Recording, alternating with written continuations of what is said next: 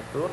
Perkenalkan, nama saya Muhammad Hilmi Fadil Lubis dengan NIM 2403060023 dari Program Studi Peternakan Fakultas Pertanian Universitas Sumatera Utara.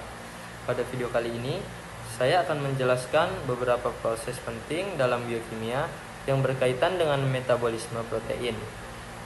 Nah, yang pertama ada transminasi. Transminasi ini adalah proses pemindahan gugus amino dari satu asam amino ke asam alfa keto. Tujuan utamanya adalah untuk membentuk asam amino baru yang dibutuhkan oleh tubuh. Dan bahan-bahan yang terlibat ada asam amino, contohnya adalah glutamat. Lalu yang kedua ada asam alfa keto, contohnya adalah pirufat. Dan enzim yang berperan di sini ada aminotransferase, misalnya adalah alanin aminotransferase. Lalu yang selanjutnya ada koenzim piridoksal fosfat atau vitamin B6. Hasil akhirnya akan menghasilkan asam amino baru, misalnya alanin. Dan selanjutnya ada asam alfa keto baru, yaitu alfa ketoglutarat. Nah, yang kedua ada deaminasi oksidatif dan deaminasi non-oksidatif. Yang pertama ada deaminasi oksidatif. Deaminasi oksidatif ini adalah proses penghilangan gugus amino dari asam amino, terutama glutamat. Dengan bantuan oksigen atau NAD+, proses ini biasanya terjadi di hati. Dan beberapa bahan yang terlibat, yang pertama adalah glutamat. Lalu yang kedua ada NAD+ atau NADP+. Dan enzim yang berperan di sini adalah glutamat dehidrogenase. Dan produk yang dihasilkannya, yang pertama ada amonia atau NH3, dan yang kedua ada alfa ketoglutarat. Selanjutnya adalah deaminasi non-oksidatif. Deaminasi non-oksidatif adalah proses penghilangan gugus amino tanpa bantuan NAD+ atau oksigen. Nah, bahan-bahan yang terlibat yaitu ada serin atau treonin. Dan enzim yang berperan ada serin dehidratase dan treonin dehidratase. Dan hasil akhirnya ada amonia dan senyawa alfa keto, misalnya adalah pirufat. Lalu yang selanjutnya ada sintesis urea.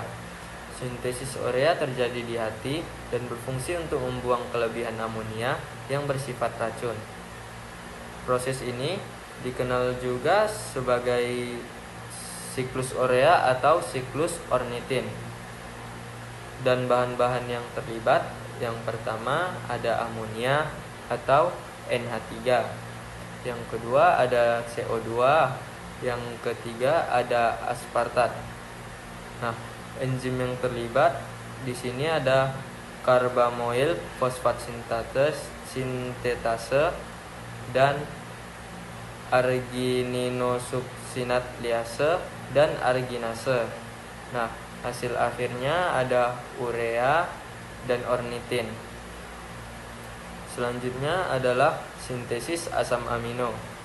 Sintesis asam amino ini adalah proses pembentukan asam amino yang berada di dalam tubuh, dan terutama asam amino non-esensial, yaitu asam amino yang bisa dibuat sendiri oleh tubuh hewan tanpa harus didapat dari pakan.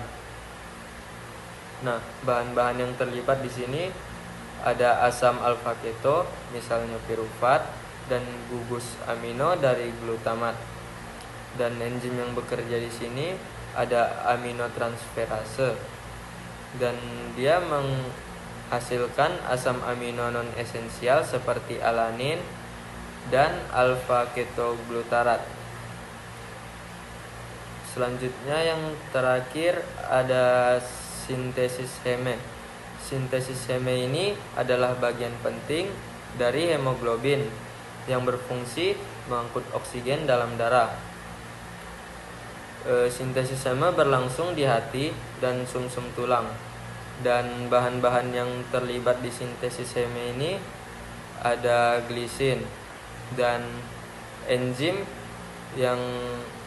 enzim utama di tahap awal di sini ada ALA sintetase, dan hasil akhirnya itu menjadi heme yang kemudian akan digabungkan dengan globin untuk membentuk hemoglobin. Nah, sekianlah penjelasan dari saya. Jika ada yang kurang, saya mohon maaf. Wabillahi taufiq wal hidayah. Wassalamualaikum warahmatullahi wabarakatuh.